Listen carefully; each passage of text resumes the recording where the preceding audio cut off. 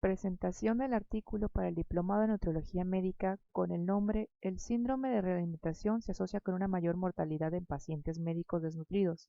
Análisis secundario de un ensayo aleatorio por la alumna Yolanda Gúndez Castillo, licenciada en Nutrición.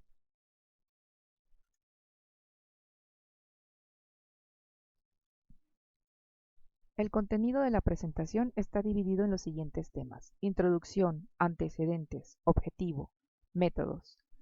Estudio de diseño y ambientación, población de pacientes, evaluación del síndrome de realimentación y manejo de pacientes, medidas de resultados, análisis estadístico, resultados, población de pacientes, descubrimientos de laboratorio, asociación y resultado adverso, la discusión, conclusión y las referencias. Antes de iniciar, quisiera dar la justificación de mi elección de este artículo. Ante todo, por ser el pionero en la detección y de cierto modo en la prevención del desarrollo del síndrome de realimentación en pacientes desnutridos. La bibliografía y los antecedentes mencionan la falta de información para una detección y prevención de este síndrome. Y como lo menciona el autor, este es el parteaguas para el inicio de una nueva investigación, para el desarrollo de guías, para la prevención y el tratamiento nutricional para la incidencia del síndrome de realimentación. Dicho esto, el síndrome de realimentación es una afección metabólica caracterizada por cambios severos de electrolitos y líquidos en respuesta a la transición de un estado catabólico a anabólico desde el inicio de la terapia nutricional en pacientes desnutridos. La presentación clínica puede variar desde formas leves con pocos signos y síntomas clínicos hasta formas graves con posibles complicaciones letales. La función de varios órganos puede verse afectada por el síndrome de realimentación, que puede producir arritmias cardíacas, insuficiencia cardíaca e insuficiencia renal y otras alteraciones. Una reciente revisión sistemática de la literatura reveló la falta de estudios prospectivos a gran escala que analizarían sistemáticamente la aparición del síndrome de realimentación y los criterios de alta heterogeneidad de definición utilizados con respecto a los cortes de electrolitos y criterios clínicos para clasificar los pacientes. Es importante destacar que investigaciones recientes han cuestionado si el síndrome de realimentación tiene alguna implicación pronóstica con respecto al riesgo de mortalidad. La muerte atribuible al síndrome de realimentación se encontró en solo 4 de 260.000 muertes hospitalarias en un gran estudio retrospectivo de Australia que analizó pacientes durante un periodo de 20 años.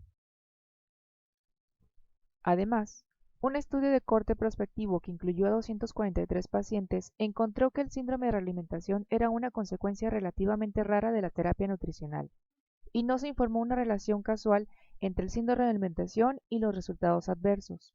Una revisión sistemática reciente encontró que solo unos pocos estudios informaron datos sobre la asociación del síndrome de realimentación y el resultado clínico, lo que nos lleva más a ver una falta de información sobre este tema.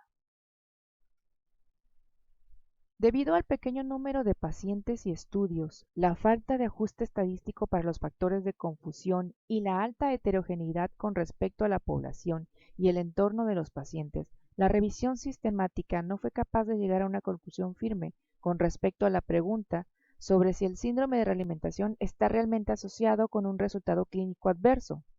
Sin embargo, responder a esta pregunta es importante, ya que puede ayudar a justificar la detección y las medidas terapéuticas en pacientes con riesgo de síndrome de realimentación. Citando al autor, aquí, nuestro objetivo era estudiar sistemáticamente la aparición del síndrome de realimentación en una población grande y bien caracterizada de pacientes desnutridos, incluidos en un ensayo reciente basado en criterios de consenso publicados previamente, e investigar si el síndrome de realimentación estaba realmente asociado con resultados clínicos adversos dentro de un seguimiento de 6 meses. Como se menciona, este es un análisis secundario de un ensayo prospectivo de nombre EFFORT, efecto del soporte nutricional temprano sobre la fragilidad, los resultados funcionales y la recuperación del paciente hospitalizado con desnutrición. Este ensayo fue pragmático, iniciado por el investigador, abierto, multicéntrico, aleatorio y controlado. Reclutó pacientes desde abril del 2014 a febrero de 2018 en 8 hospitales suizos. Contó con un consentimiento informado y el objetivo principal fue evaluar los efectos de la terapia nutricional temprana en los resultados de los pacientes en entorno de hospitalización médica. La población de pacientes se realizó a través de la evaluación del riesgo nutricional NRS 2002 con una valoración mayor o igual a 3 puntos, con una duración esperada de hospitalización de mayor o igual a 5 días, donde se realizó el consentimiento informado. Se realizó una exclusión de pacientes si seguían los siguientes requisitos mencionados en la diapositiva. Del total de la población de 2.088 pacientes, después de la exclusión, se quedó solamente con 967 pacientes, 2 médicos de los 8 centros médicos que estaban en el estudio. La evaluación de los pacientes con respecto al síndrome de realimentación se realizó prospectivamente de acuerdo a una lista de verificación predeterminada basada en criterios de consenso recientes para el síndrome de realimentación, donde incluían la hipofosfatemia, la hipocalemia, la hipomagnesemia y parámetros clínicos para el edema periférico. En casos posibles de síndrome de realimentación, el dietista del estudio y el médico tratante realizaron una evaluación más detallada de los pacientes, donde se manejaron 2 criterios, dependiendo de los niveles máximos o mínimos que podría presentar el examen clínico. Además, se sometió a un examen adicional centrado en síntomas clínicos como el edema periférico, taquicardia y taquipnea. En base a estos parámetros, el contexto clínico y el historial general del paciente, se pudo realizar una clasificación final con respecto a el síndrome de realimentación y los pacientes, donde se clasificó en síndrome de realimentación confirmado y síndrome de realimentación no confirmado. Si este era confirmado, se incluía un tratamiento mencionado en la diapositiva. Como se mencionó anteriormente, se instauraron 2 criterios de valoración para el ensayo EFFORT. El primero se definió como la mortalidad a largo plazo por todas las causas en 180 días. Las formas de evaluación fue a través de entrevistas telefónicas directamente con el paciente y la verificación de los datos de resultados con el proveedor de atención primaria. La evaluación de los criterios secundarios fueron la mortalidad a corto plazo durante 30 días, por medio del ingreso a la unidad de cuidados intensivos, un reingreso hospitalario no electivo después de la alta, complicaciones mayores como las que vemos en la diapositiva, y la duración de la estancia hospitalaria índice. El análisis estadístico se hizo a través de una herramienta de análisis de datos estadísticos, el Stata 12.1, donde se dieron estadísticas descriptivas, las variables categóricas se expresan en porcentaje, como lo vamos a ver en las tablas y en las diapositivas, y las variables continuas como medianas. De estos resultados vamos a ver 2 análisis principales. El primero enfocado en los pacientes, comparado con pacientes con el síndrome de realimentación confirmado y pacientes sin el síndrome de realimentación. Y el segundo, centrado en un subgrupo de pacientes con posible síndrome de realimentación durante la detección y comparado con pacientes confirmados con pacientes con síndrome de realimentación no confirmado. Esto lo vamos a ver en las diapositivas más adelante en los resultados, porque sé que suena un poco confuso.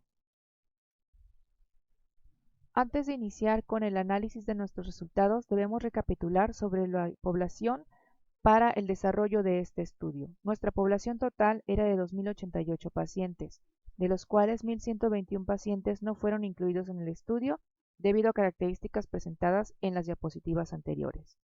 De esta, una población de 967 pacientes sí fueron incluidos en el estudio. ¿Dónde dividimos? A 614 pacientes que no presentaron alteraciones durante la evaluación, 141 pacientes que sí podemos confirmar con el síndrome de realimentación y 212 pacientes donde podemos confirmar que no hay presencia de síndrome de realimentación. Desglosando la información, podemos ver que este análisis secundario del ensayo EFFORT trabaja con una población de 967 pacientes, de los cuales, a través de la evaluación del riesgo nutricional, de lo que es el conteo de electrolitos y los síntomas clínicos, pudo desglosar una población de pacientes de 614 que no presentó anormalidades durante la evaluación y otra población de 353 pacientes donde se confirmaban estas anormalidades, algunos tanto desde el punto de vista laboratorial como sintomatológico, y que nos daban la confirmación de un síndrome de realimentación de 141 pacientes, y otros que, a pesar de la modificación o anomalías en sus resultados, no pudimos tener una confirmación de un síndrome de realimentación, dejando una población o un subgrupo de 212 pacientes para trabajar.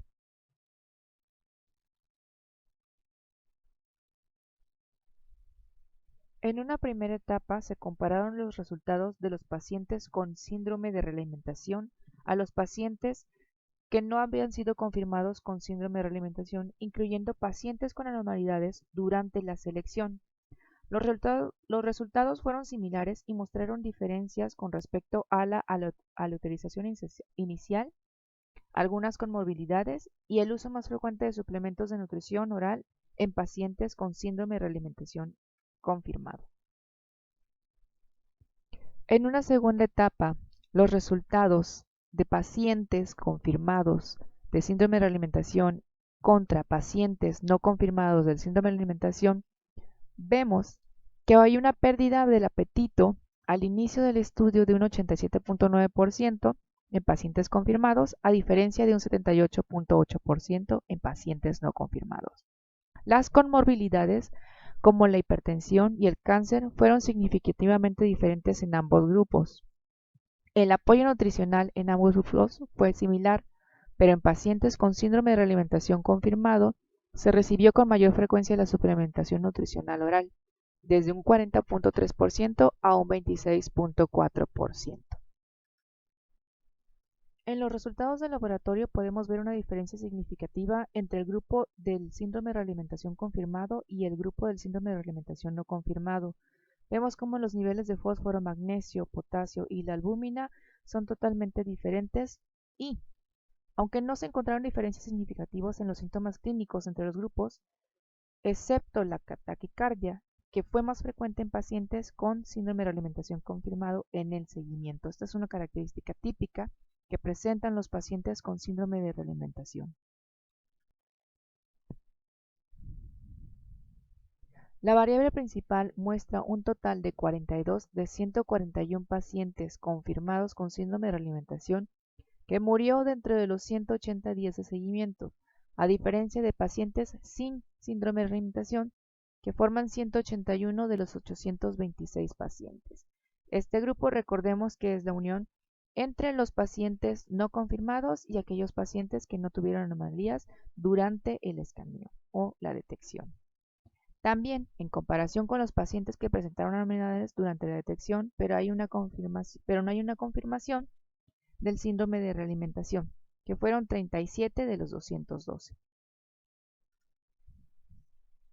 En estas gráficas podemos observar el análisis del tiempo hasta la mortalidad durante los 180 días de seguimiento.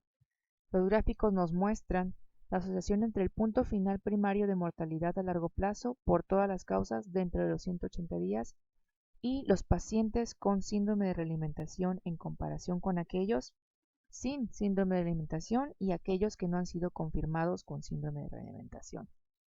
Es lo que menciona el autor, que la tasa de mortalidad con un paciente confirmado con síndrome de realimentación se ve incrementada principalmente por estas pequeñas presencias de taquicardias, por la comorbilidad, es decir, la unión de estas patologías para trabajar, y por este mismo síndrome de realimentación que modifica constantemente los niveles de los minerales y las vitaminas a nivel corporal.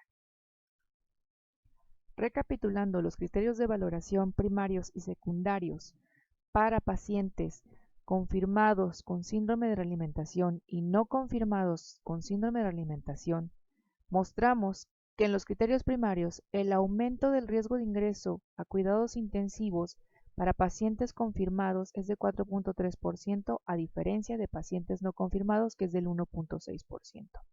El aumento de la longitud de hospitalización también se ve aumentada a 10.5 días, a diferencia de los no confirmados que son 9 días. Y en los criterios secundarios que maneja la tasa de mortalidad a corto plazo, que es durante los primeros 30 días, hay una tasa de ingresos a hospitalizaciones de un 9.9% para pacientes confirmados, a diferencia de los pacientes no confirmados con síndrome de realimentación, que muestran una tasa de 4.2%. Resultados clave.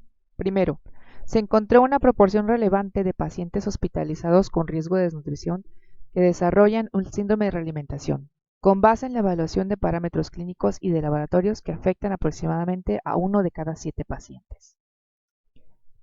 En segundo lugar, dentro de esta población grande y bien caracterizada de pacientes médicos hospitalizados en riesgo de desnutrición con una evaluación sistemática a corto plazo y largo plazo, se encontró una asociación entre la aparición del síndrome de realimentación y la mortalidad a largo plazo dentro de un periodo seguido de 180 días.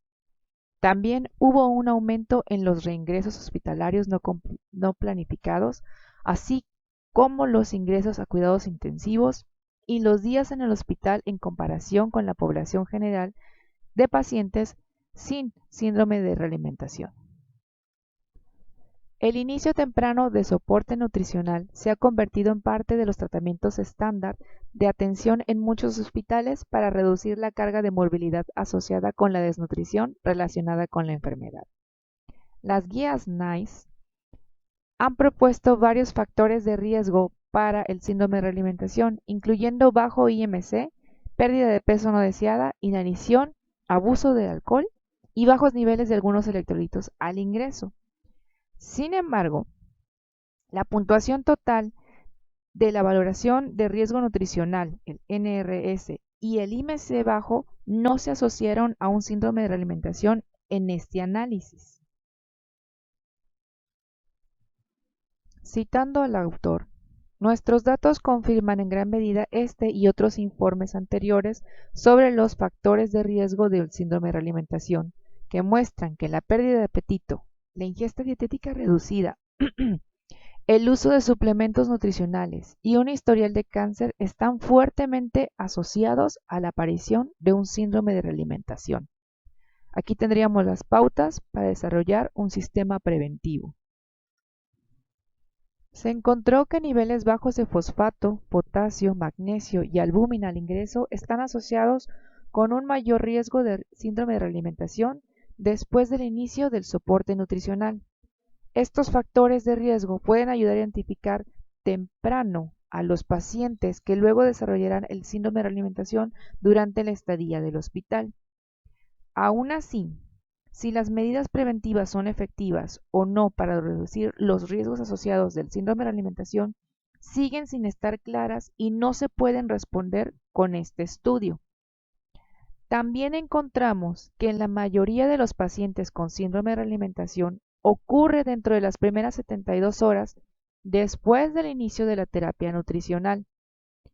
Sin embargo, se había mencionado que este no era un factor causal. La fisiopatología del síndrome de realimentación todavía no se comprende completamente, pero parece haber varios factores metabólicos que causan esta afección.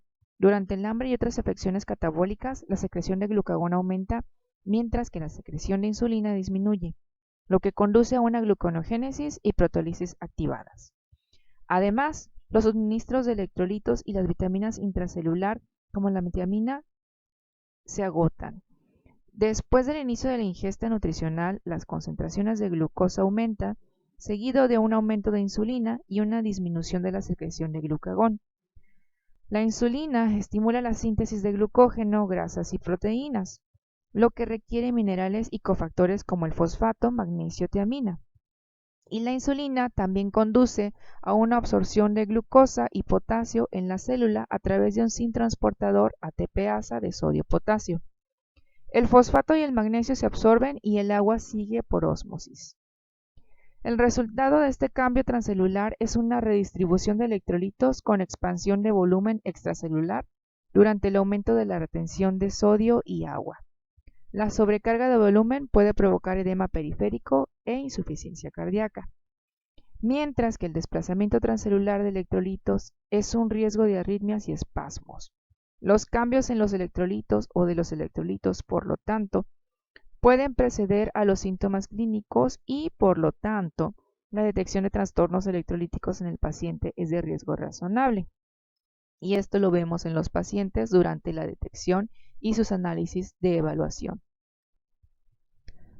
Un reciente consenso de expertos sobre el tema propuso clasificar a los pacientes como síndrome de realimentación inminente si se producen cambios de laboratorio graves y manifestar síndrome de realimentación si los síntomas clínicos también están presentes. Aún así, si el tratamiento sistemático de pacientes con electrolitos y vitaminas reduce el síndrome de realimentación y sus riesgos asociados, esto sigue siendo algo incierto. Los descubrimientos en el estudio. La intervención nutricional se asoció con una aparición del síndrome de realimentación, y este lo vemos presente en las primeras 72 horas. La mortalidad fue significativamente menor en el grupo de pacientes de intervención en comparación con los controles de EFFORT, aunque la intervención parece estar asociada con el riesgo del síndrome de realimentación. Posiblemente el uso de micronutrientes como parte de la intervención tuvo un efecto preventivo en el ensayo, así que probablemente hubiéramos tenido mayor resultado de pacientes confirmados con síndrome de alimentación. Sin embargo, esta hipótesis necesita más confirmación para futuras investigaciones. En conclusión, la importancia del pronóstico del síndrome de alimentación ha sido cuestionada principalmente porque los datos clínicos que muestran fuertes asociaciones con el síndrome de alimentación con peores resultados clínicos han sido deficientes. Aquí, nuestros datos proporcionan evidencia sólida de que los pacientes clasificados con síndrome de realimentación, según la definición del consenso reciente, tiene una gran duplicación en el riesgo de mortalidad y un aumento también en otros resultados clínicos adversos. Nuestros datos ilustran que una proporción relevante de pacientes médicos con desnutrición desarrollan un síndrome de realimentación al ingreso hospitalario, lo que los pone en mayor riesgo de resultados clínicos adversos. Los estudios futuros deberían investigar medidas preventivas para mejorar los resultados en esta población de pacientes. Y aquí es donde nosotros entramos para trabajar junto con los médicos y con todos los profesionales del área médica y clínica.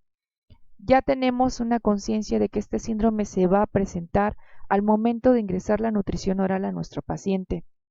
Entonces, sí, es importante ver estas medidas preventivas porque con este estudio ya vemos y se está comprobado que el índice y la tasa de mortalidad aumentará una vez que mi paciente presente este síndrome.